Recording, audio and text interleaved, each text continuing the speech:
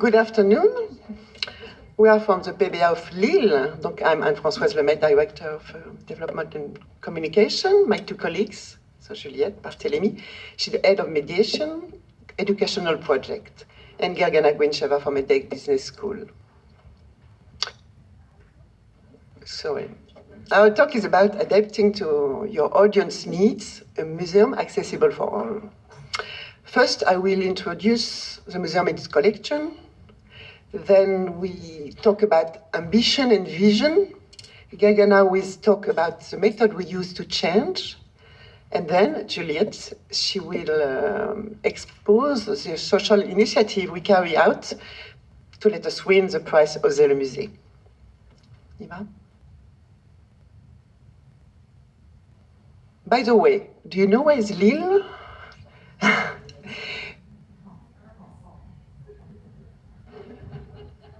Is it funny?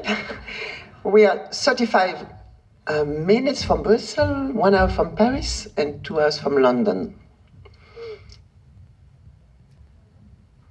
For those who don't know the museum, we have chosen to show you pictures of our galleries. Maybe we make us dream. So, the PBA has been founded in 1892. It contains encyclopedic collection, going from fine art, sculpture, ceramics, and of course we have many masterpieces, French, Italian, Spanish, Dutch, Flemish.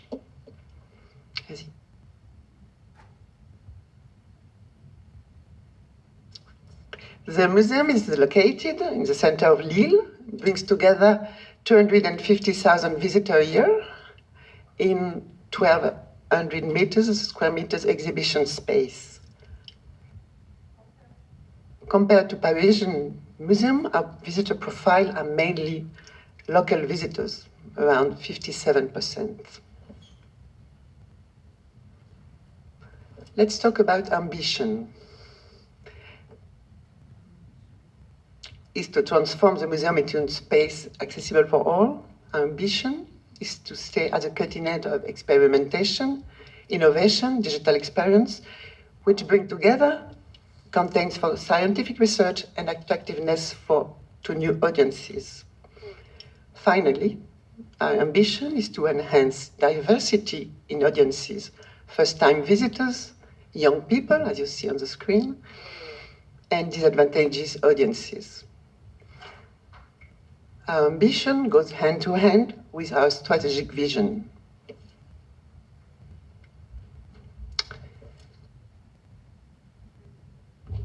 "20 years after its renovation and after the arrival of a new director, Bruno Girvaud, in 2013, a new strategy has been implemented with the new following features: layout, lighting, comfort, mediation tool, new digital offers, and contemporary art dialogue. A new strategy has led a new programming.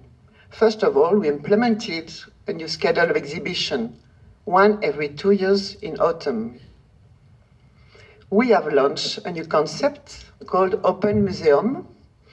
The main objective is to revisit the permanent collection by giving a carte blanche to an artist or collective or gender by making enter his own heart into the museum.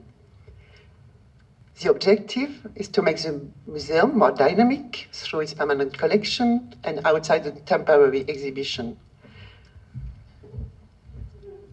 More than 55 visitors are first visitors.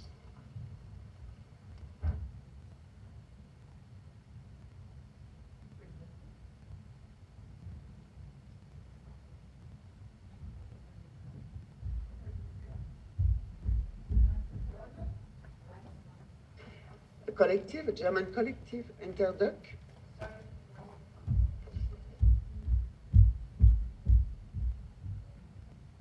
Sorry, it doesn't work.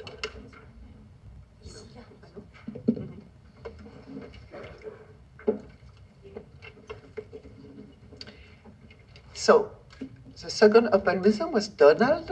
It was a collective artist, German collective artist, who revisit masterpieces And the purpose was to show a dialogue between those masterpieces in front of our collection.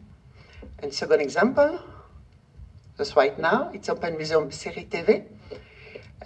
It's our television series.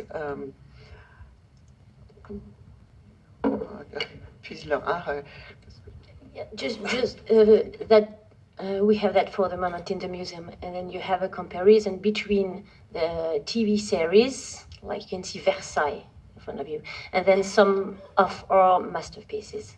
And that is very interesting because we can, of course, attract some public visitors who don't come usually in our museum.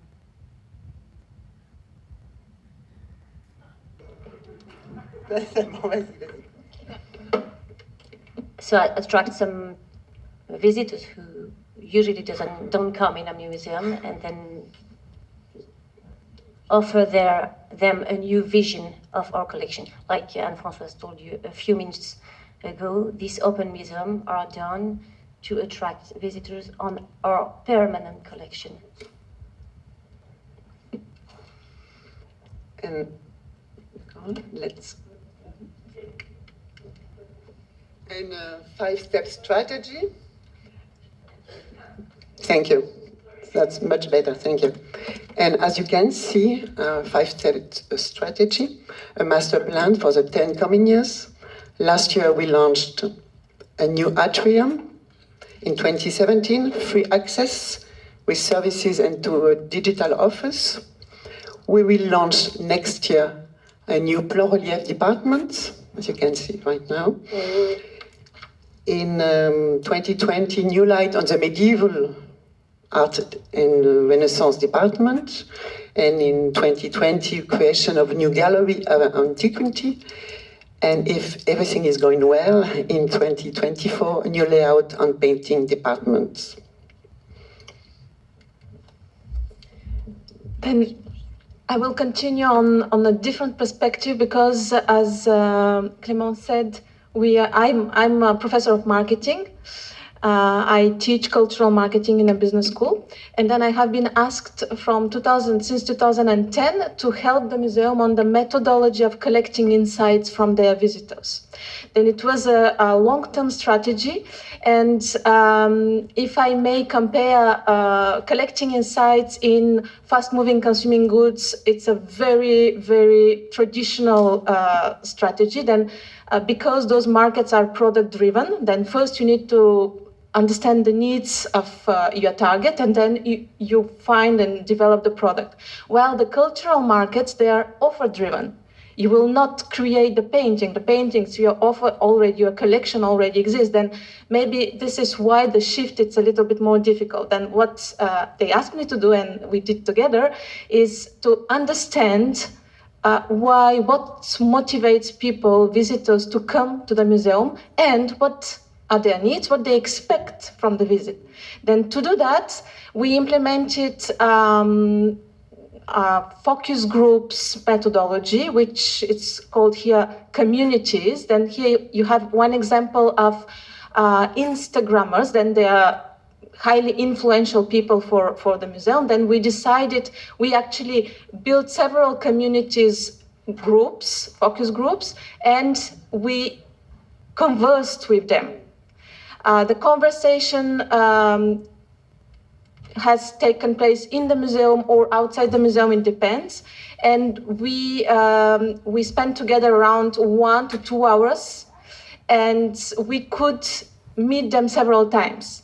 Then for each population, we built a guide, interview guide, and we are collecting the insights. We are transcribing all insights, all quotes we got from the visitors, and then we analyze them, and then we turn those insights and quotes into actions.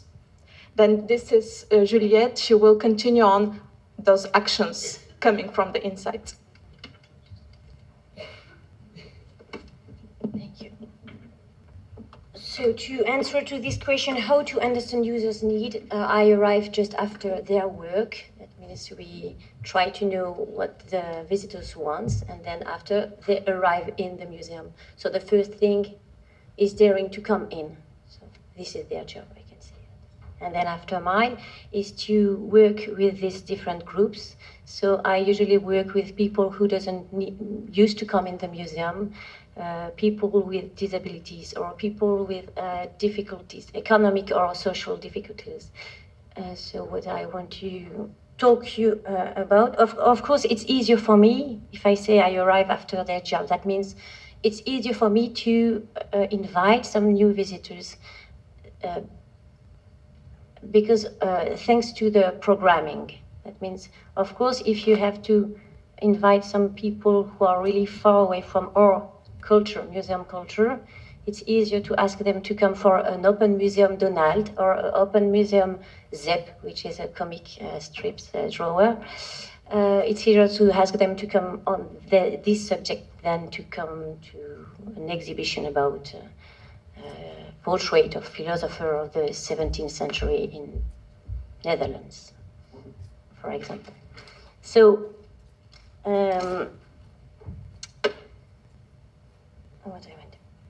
so we adapt our programming to be more attractive, and of course, even if the subject is easier, our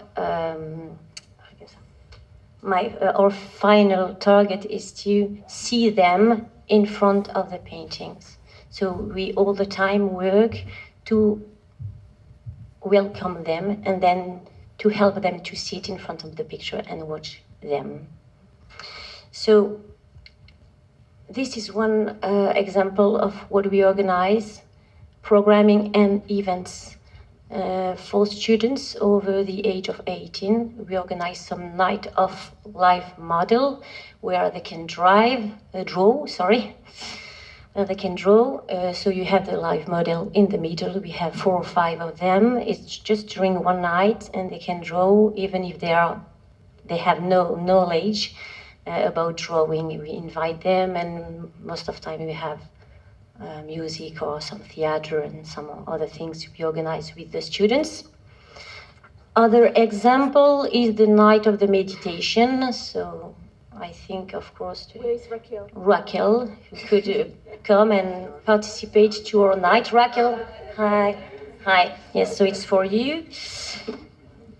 And yes, we have this 1 or 2 times per year, but we have a relaxed space too for all the rest of the time if she wants to come, of course. And then we invite them in a casual atmosphere just to discover the museum, to take time, and after that we all the time have a time in the collections. Then, to answer to this, to the cultural ministry asking, the cultural ministry wanted to enlighten some actions for people with economic or social problem, and then I decided to present them 2 or 3 actions. So it's called Osez le Musée, that means Dare the Museum. Yeah. So the first action I decided to present was the action with the School of the Second Chance. I don't know if you have that. I suppose you have some equivalent in your country. School of the Second Chance is for young people from 18 to 25 years old who have nothing. Most of them no house, no friends, no job, of course, and no diploma.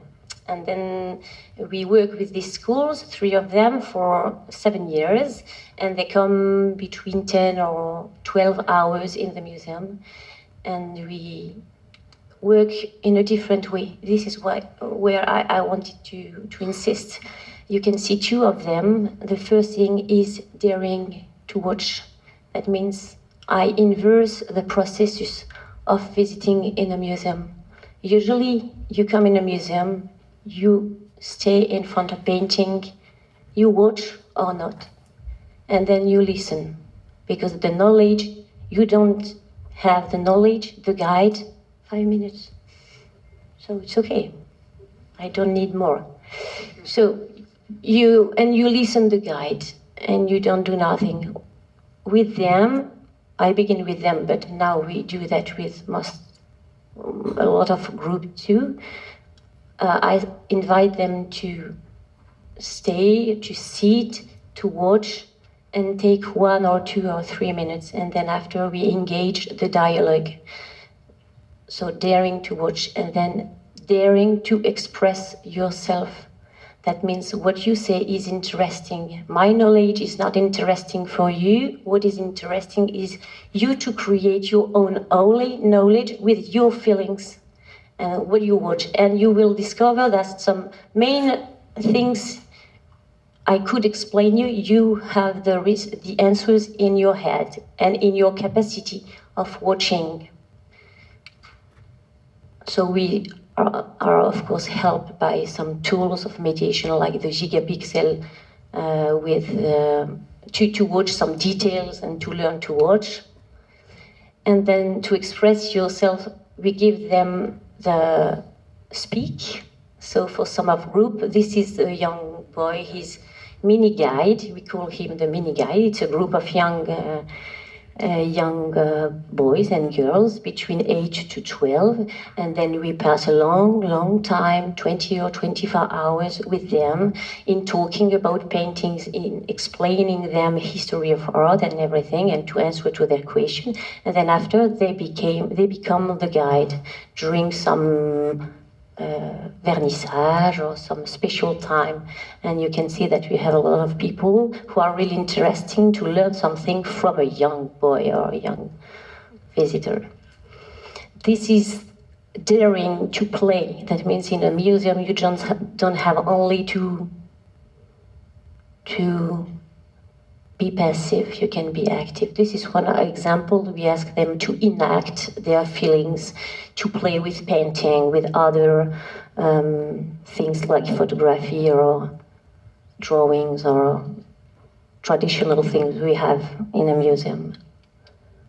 And this is some things we organize too with the young people, because with this group I wanted to talk to you about for the prize Osez le Musée. The first question is, what do I do here in a museum? I'm looking for a job. And you want I stay 10 hours in a museum. For what? So I remind them very often that what they are learning here in the museum, they will use it after in their when they will look for a job, or when they will have to talk in front of a jury, to find a job and everything. Then we work on the posture, on the position, and on the speak, and then we help them to meet some other persons in the museum, which show them we have a lot of jobs in the museum, not only history of art, but some, I don't know, carpenter or technicians.